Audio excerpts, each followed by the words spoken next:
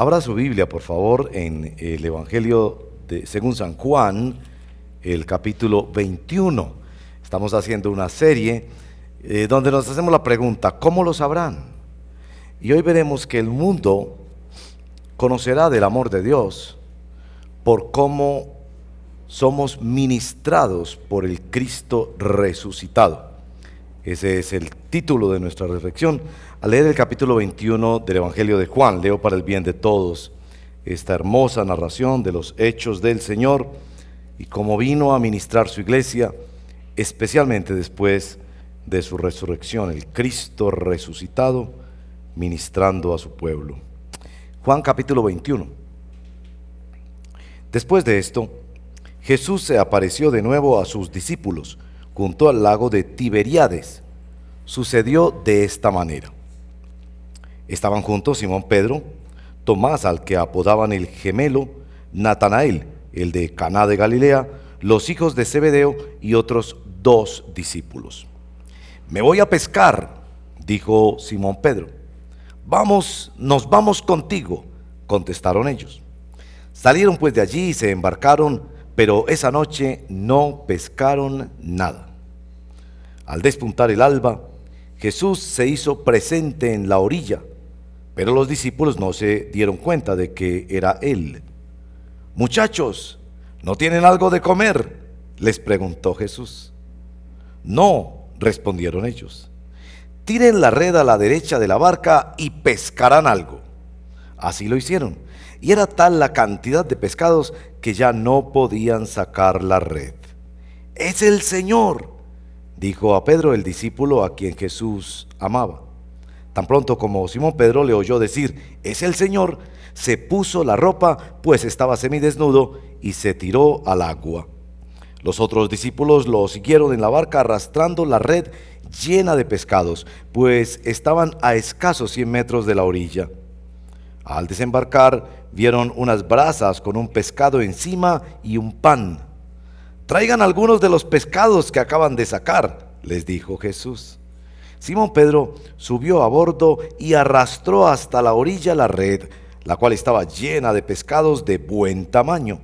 Eran 153, pero a pesar de ser tantos, la red no se rompió. Vengan a desayunar, les dijo Jesús. Ninguno de los discípulos se atrevía a preguntarle, ¿quién eres tú?, porque sabían que era el Señor. Jesús se acercó, tomó el pan y se lo dio a ellos, e hizo lo mismo con el pescado. Esta fue la tercera vez que Jesús se apareció a sus discípulos después de haber resucitado. Cuando terminaron de desayunar, Jesús le preguntó a Simón Pedro, Simón, hijo de Juan, ¿me amas más que estos? Sí, Señor, tú sabes que te quiero, contestó Pedro. Apacienta mis corderos, le dijo Jesús, y volvió a preguntarle, Simón, hijo de Juan, ¿me amas? Sí, Señor, tú sabes que te quiero, cuida mis ovejas. Por tercera vez Jesús le preguntó, Simón, hijo de Juan, ¿me quieres? A Pedro le dolió que por tercera vez Jesús le hubiera preguntado, ¿me quieres? Así que le dijo, Señor, tú lo sabes todo, tú sabes que te quiero. Apacienta mis ovejas, le dijo Jesús. De veras te aseguro que cuando eras más joven te vestías tú mismo e ibas a donde querías, pero cuando seas viejo extenderás las manos y otro te vestirá y te llevará a donde no quieras ir. Esto dijo Jesús para dar a entender la clase de muerte con que Pedro glorificaría a Dios. Después de eso añadió, sígueme. Al volverse, Pedro vio que lo seguía el discípulo a quien Jesús amaba, el mismo que en la cena se había reclinado sobre Jesús y le había dicho, Señor, ¿quién es el que va a traicionarte? Al verlo, Pedro preguntó, Señor, ¿y este qué? Si quiero que él permanezca vivo hasta que yo vuelva, ¿a ti qué? Tú sígueme nomás. Por este motivo corrió entre los hermanos el rumor de que aquel discípulo no moriría. Pero Jesús no dijo que no moriría, sino solamente, si quiero que él permanezca vivo hasta que yo vuelva, ¿a ti qué? Este es el discípulo que da testimonio de estas cosas y las escribió. Y estamos convencidos de que su testimonio es verídico. Jesús hizo también muchas otras cosas, tantas que si se escribiera cada una de ellas, pienso que los libros escritos no cabrían en el mundo entero. Esta es la palabra del Señor, hermanos y hermanas, y yo les exhorto a que la recibamos como es, la palabra del Señor. Oremos. Señor, cuánto necesitamos ser ministrados por el Cristo resucitado, profundo, íntimo, cercano, que detecta la desviación, el mutismo, la comparación, que circundan nuestra alma de una forma que nos vuelven atrás, que nos paralizan, que nos ciegan. Ayúdanos, Señor, por favor. Necesitamos esta palabra, necesitamos ser ministrados por el Cristo resucitado. Te necesitamos, Señor, guíanos, por favor, te lo pedimos, en el nombre de Jesús, amén. Preferimos ser ministrados, qué hermosa palabra, ministrados, de ministro, siervo. Preferimos ser ministrados por el Cristo milagroso, más que por el Cristo resucitado. El Cristo milagroso no es el Cristo de los milagros espectaculares, no es el Cristo de mostrar, es un Cristo íntimo, que no se aparece sino a sus discípulos, que después de su resurrección no hace estos milagros extraordinarios de salud, alimento, demonios, tormentas, muertos resucitados, sino que se dedica a ministrar a su iglesia. ¿Lo han notado? Después de la resurrección. Es el Cristo que aparece y desaparece, cosa que no gusta, porque no es el Cristo que se puede sentir todo el tiempo. Él irrumpe de repente, cruza las paredes y se aparece, pero después se desaparece. No va al Sanedrín a decirles, yo resucité, ni publica que por fin cumplió la profecía de su resurrección. No, solo se muestra a sus discípulos. No es el Cristo de las multitudes ni del espectáculo. No es el Cristo que uno quiere sentir y que puede manipular. Es el Cristo íntimo y profundo. Es el Cristo que revela los pecados, las debilidades y las tentaciones que cultiva la iglesia. Capítulo 20 del libro de Juan describe 3 de esas tentaciones o pecados favoritos de la iglesia, y capítulo 21 describe otras 3, las del capítulo 20. El pecado de tratar de proteger a Jesús. Las mujeres van a tratar de cuidar el cuerpo de Jesús, de proteger su religión, de hacerla defender. El pecado de ser encerrado por el miedo. La iglesia está encerrada, miedosa, y allí Jesús se aparece con su paz. Y el pecado de la incredulidad, representada en Tomás, que queremos todas las evidencias para podernos sentir orgullosos ante el mundo y realizar todas nuestras hazañas y resolver todos nuestros problemas. Bueno, de esos 3 pecados no les hablaré de los 3 del capítulo 21. El pecado de desviarnos, de regresar a pescar, a tratar de vivir la vida cristiana como vivíamos nuestra vida anterior. Alguien ha dicho, el poder de la forma conocida de vivir. Después está el pecado del mutismo, de callar nuestro amor y de pensar que finalmente es un deber la vida cristiana y no el cultivo de un amor. Y bueno, el peor de los 3 pecados es al final del capítulo 21, el compararnos a otros, seguir a Jesús comparándonos con otros. Ahí está pues. Así que veremos estas 3 pecados favoritos, debilidades y tentaciones cultivadas por la iglesia, y cómo el Cristo resucitado te ministra. Tú necesitas ser ministrado y ministrada por el Cristo resucitado. Bueno, lo primero que Él hace es que encuentra una iglesia que vuelve atrás. El Cristo resucitado nos vuelve al camino, no nos deja desviar del camino. Ellos, poco decepcionados porque no se había cumplido todo lo que ellos esperaban de la vida cristiana. Sí, había resucitado, pero se sentían un poco solos, y Pedro dice, yo vuelvo a pescar, y otros dicen, bueno, yo también. Jesús se aparece multiplicando el pan, multiplicando el pescado, diciéndole a Pedro: yo soy mejor pescador que tú. Jesús actúa en lo sencillo y lo cotidiano, les hace un desayuno. Yo tengo una de esas Biblias que subraya o que pone en rojo las palabras de Jesús. Muchachos, ¿tienen algo de comer? Tiren la red a la derecha, traigan los pescados, vengan a desayunar. Casi que se parecía a una buena mamá que sabe que uno está chantado porque llegó la noche anterior después de una farra, avergonzado, enguayabado, qué sé yo. Y la mamá le hace el desayuno y lo ministra. Un acontecimiento memorable porque él tiene que recordar que es Dios el que multiplica el pan en el desierto para una nación de esclavos en el Éxodo. Y es Jesús el que multiplica el pan en el desierto para una multitud, pero aquí lo hace en un desayunito para 7. No le reclama. Él sabe que se están desviando, que la única esperanza es volver a Él, que el asunto no se soluciona con cantaletas, sino con volver a estar con Jesús. Bueno, el segundo episodio, mucho más difícil porque uno piensa, Pedro no quería esta conversación. Yo creo que él quiso pararse de la mesa después del desayuno y desaparecerse. Y viene Jesús con esta pregunta punzante. No le pregunta, ¿tú diezmas? No le pregunta, ¿tú sabes todas las doctrinas de la gracia? No le pregunta, ¿tú vas a la iglesia y haces el devocional? Sino que le hace la pregunta más confrontadora para un corazón. ¿Me amas? Miren que en nuestro departamento de consejería bíblica de la iglesia tenemos como 20 consejeros que se preparan, tienen que estudiar mucho y saber cómo la palabra de Dios responde a las problemáticas humanas.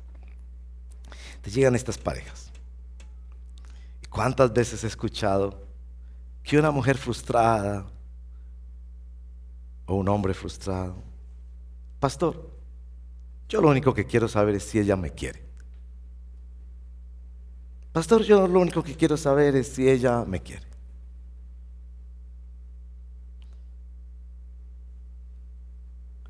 ¿Y se han dado cuenta de lo difícil que es decir te amo?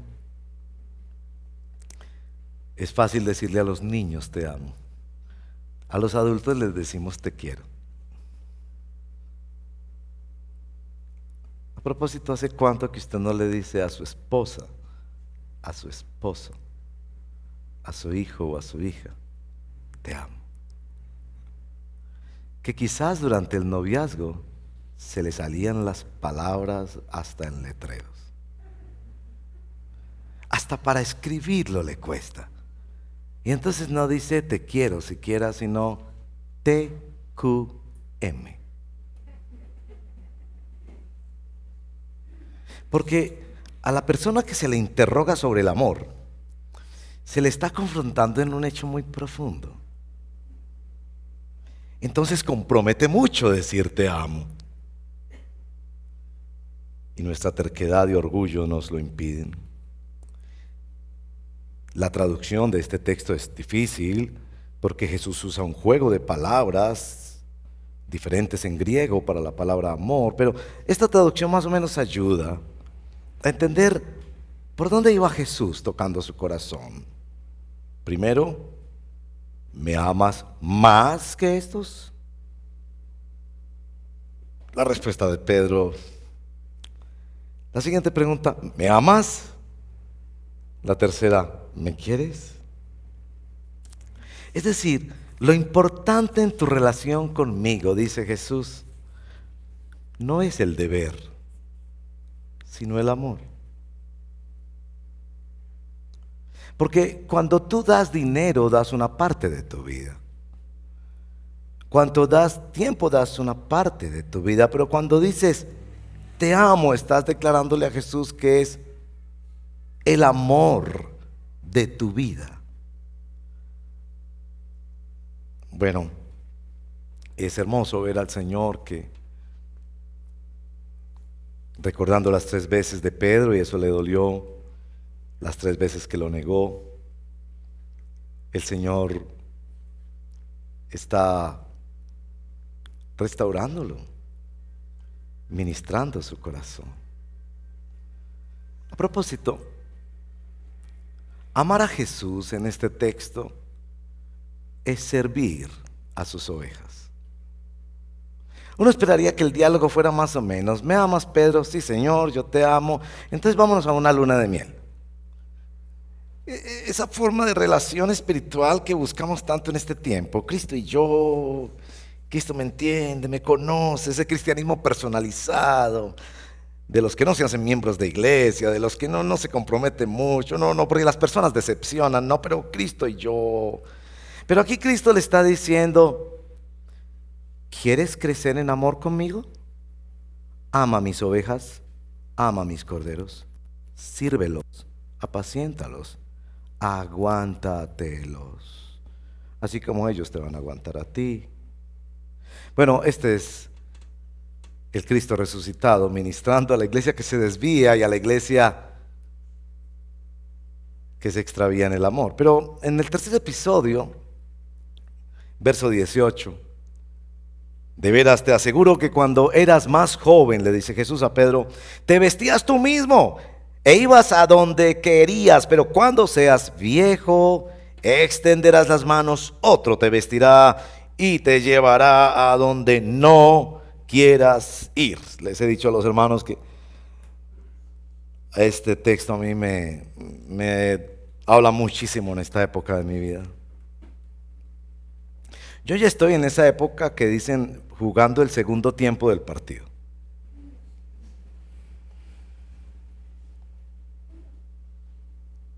La vejez. Alberto Cortés dice: la vejez está a la vuelta de cualquier esquina. Allí donde uno menos se imagina, se nos presenta por primera vez.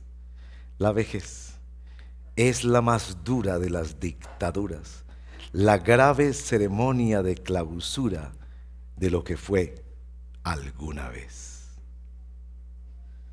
El Señor le anticipa a su siervo su vejez y le dice que la vejez tiene este signo de maduración, contrario a lo que el mundo cree,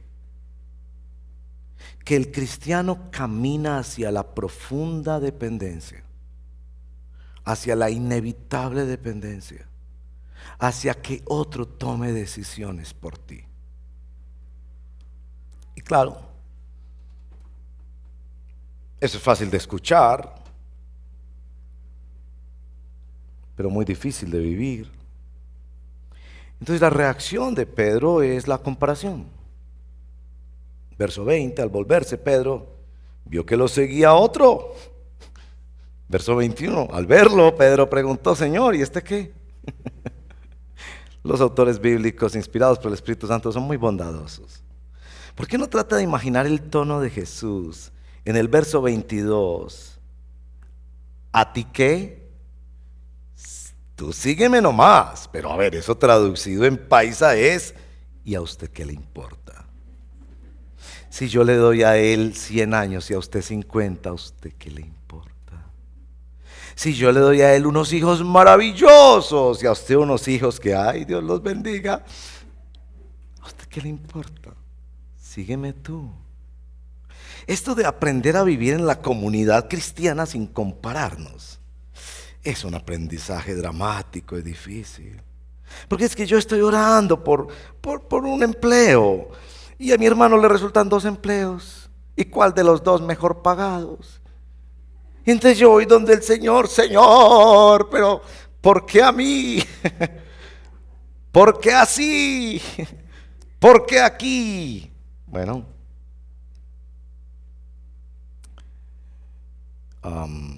se quiebra esa idea de que los demás sean el referente de mi vida, y el Señor te aplasta con esa frase: ¿a ti qué? Yo tengo un plan y un destino para cada persona. Yo no hago cristianos con un molde. Hay unos tremendamente bendecidos, otros tremendamente sufridos. Y en todos ellos yo me glorifico. Noten que en el verso 19, al hablarle a Pedro de la vejez, le dice la clase de muerte con que Pedro glorificaría al Señor. Ahora, no es solo el momento de morir, sino el proceso que conduce a la muerte. San Pablo dice en Corintios, cada día muero. La vejez, es una muerte lenta. Yo en el cuadernito de nuestro devocional, en la agenda devocional, yo casi cada semana estoy escribiendo una nueva definición de la muerte, de la vejez. La vejez es una despedida a cuentagotas. La vejez es una muerte lenta. Es una expropiación. Esta semana el Señor me regaló una muy especial. La vejez es una transición hacia la eternidad. ¿Cómo dignifica la tercera edad este texto al decir la muerte con la que glorificaría al Señor? En nuestra comunidad hay un bonito número de hermanos y hermanas en la tercera edad y hay un ministerio precioso en la iglesia. Muchos de ellos no los hemos podido ver en estas circunstancias, tal vez nos están escuchando en este momento.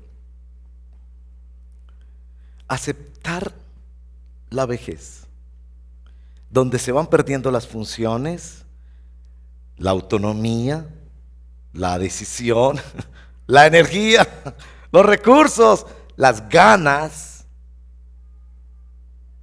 para glorificar a Dios. Bueno, el Cristo resucitado, ministrando a su pueblo que se desvía y que quiere vivir el cristianismo como vivía su vida anterior. El Cristo resucitado que confronta el corazón para sacar un doloroso te quiero. El Cristo resucitado que nos enseña a caminar con otros sin compararnos. Unas conclusiones. Lo primero es, aquí se ve el ministerio triple de nuestro Señor Jesucristo. Nos han enseñado en la teología reformada que nuestro Señor Jesucristo es sacerdote. El sacerdote alimenta, cuida paciente, paternal y compasivamente a sus hijos. No solo les da la vida, sino que los acompaña tiernamente en la vida. Y aquí nuestro Señor haciéndonos un desayuno. No solo es sacerdote, también es rey que exige una devoción total, un amor radical que se expresa en servir a los más débiles, a sus corderos, que se expresa en servir a la iglesia. Un cristiano incondicional, diría el pastor Efraín. Es lo que Cristo quiere que sea, hace lo que Cristo quiere que haga y va donde Cristo quiere que vaya. Sacerdote, rey y también profeta, que determina el futuro de sus hijos, de cada uno con el poder de su palabra, que les anticipa su futuro y que les pide obedecer sus demandas y seguir avanzando hasta el final con fidelidad, con una libertad gloriosa de quien extiende las manos y confía en la soberana voluntad y cuidado de su Padre.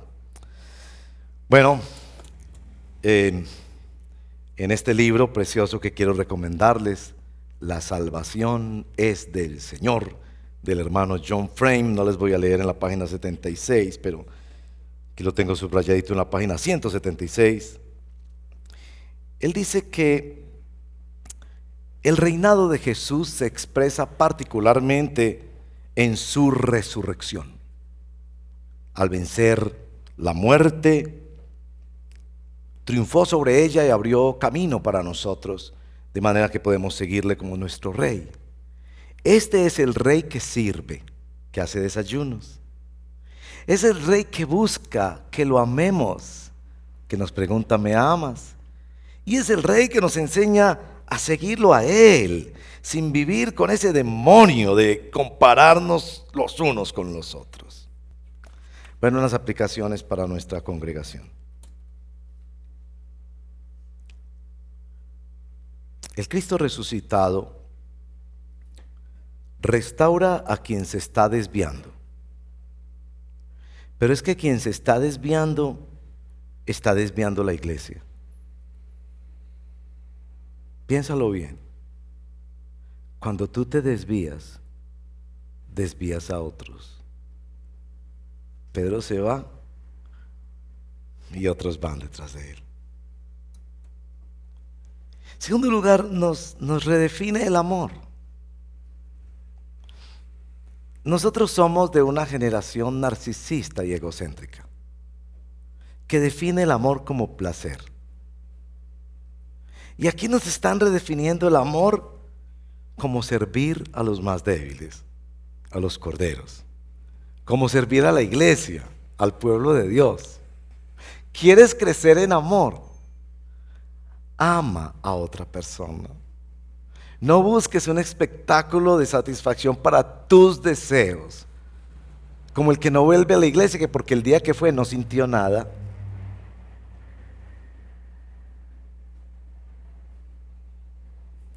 Yo me sentí muy amado esta mañana. Nos reunimos a las 5:30 para leer los textos de la palabra de la resurrección, cantar unos cánticos de adoración a Cristo y orar, sencillo. Y se le había pedido a unos hermanos que por favor hicieran un cafecito y trajeran un pancito que nos ayudara a aguantar un poquito hasta el resto de la mañana. Y estos éramos como 50 personas. Y estos hermanos nos han traído sándwich, fruta, jugo de naranja, café con leche. Nadie les pidió que lo hicieran. Ellos querían crecer en amor, sirviendo a los hermanos. Ellos no ven la iglesia o las cosas de Dios como algo en donde yo me siento como si estuviera en un spa. Háganme a mí feliz, denme lo que yo deseo, denme placer, y eso es amor y eso es cristianismo. No, ellos entienden que amar a Jesús es envolverse en una dinámica de cuidar los débiles, amar a las ovejas del Señor. Bueno, el Cristo resucitado reenfatizó la madurez cristiana. ¿Cómo honra este texto bíblico a la vejez? Cuando nos dice la forma de glorificar a Dios. Cuando extiendes tus manos y otro te viste, una palabra difícil para traducir porque es de esas palabras que aparecen solo una vez en el Nuevo Testamento, entonces de muy difícil interpretación. Eso de fajarse, de uno autoabastecerse, y aquí no soy yo, es otro el que me abastece, el que me cuida, y te lleva a donde no quieras ir. Y nos define entonces la madurez cristiana como la entrega de la voluntad. Contrario a lo que el mundo piensa, la madurez cristiana es confiar en la voluntad soberana del Señor y que puedas confiar que otro te va a cuidar. Y esto, por supuesto, tiene una aplicación especial para los viejos. Qué difícil es la vejez, hermanos y hermanas. Que podamos llegar a tener que usar pañales y que otro nos ponga los pañales. Es como que volvemos a ser bebés, ¿verdad? Pero para el bebé es fácil porque él no entiende nada, apenas está aprendiendo. Pero el viejo entiende qué está pasando. En otra época él lo hizo por otros. Esa fue la mamá que cuidó con tanto amor un poco de muchachos. Y ese es el papá que sacó adelante un hogar y que era fuerte y energético y que se ayudaba y que antes ayudaba a otros y ahora está reducido. Ha perdido funciones, libertades, decisiones, energías, deseos. Nos define la madurez cristiana como una entrega de la voluntad, como un confiar en la voluntad soberana del Señor. Este texto es fundamental para el tema de la eutanasia Porque no creemos que debe haber eutanasia, porque creemos que es Dios el que escoge la forma en que morimos. Y porque puedes estar años en una clínica con una enfermedad terminal, con grandes dolores, haciendo lo que no quieres hacer, sufriendo lo que no quieres sufrir, pero Dios se va a glorificar a través de eso. Hermano y hermana, adulto mayor, Dios se va a glorificar en tu vejez. Ese es tu legado. Cuando tus hijos, tus nietos y tus bisnietos ven que tú estás entregando tu voluntad y confiando en la gracia de Dios, en esta transición a la eternidad que es la vejez, tus hijos verán eso y dirán: no tenemos otro camino más que depender de Dios. No tenemos otro camino más que cuidar nuestra familia. No tenemos otro camino más que entregarnos al Señor Jesucristo como el Cristo resucitado que cuida nuestras vidas. Qué hermoso legado es este. El dibujar a Pedro, el intrépido, sanguíneo, autodeterminado y terco, ahora dispuesto a dejarse llevar, confiando que así lo ha decidido su maestro para el final de sus días, y dejando ese legado que señala en 1 de Pedro capítulo 5, yo, anciano con ellos y partícipe de los sufrimientos de Cristo. Este es el Cristo resucitado. Nos gusta más que nos ministre el Cristo de los milagros, el que calma las tormentas, el que multiplica el pan, echa fuera demonios. Pero el Cristo resucitado ha decidido ser el Cristo que se nos mete al rancho, nos deja ver dónde nos estamos desviando, nos trata con ternura, confronta nuestro corazón en lo más profundo, que no es si diezmas o vienes a la iglesia o no, con todo y que eso es importante. Pero lo más profundo es: ¿me amas? Y que cuando va bajando sus expectativas va diciendo: me conformo con un te quiero. Y el Cristo que nos enseña a caminar sin compararnos con los demás. Habrá quienes tendrán una vejez fructífera, sana y agradable, otros que tendrán una vejez difícil y complicada, y en todos ellos Dios se va a glorificar. La pregunta para el atrio: ¿cómo vas a saber que estás viejo? ¿Cómo vas a saber que estás viejo? ¿Cuál será la señal de que envejeciste? Que le duele todo. Para algunos que ya tenemos nuestros añitos, ¿cómo supiste que ya estabas viejo? Que ya estabas entrando en esa dimensión de la vida donde otro te ceñirá y te llevará donde no quieres ir. A ver si esas preguntitas nos van llevando a pensar cómo el Cristo resucitado nos cambia la visión sobre la madurez cristiana y sobre la vejez.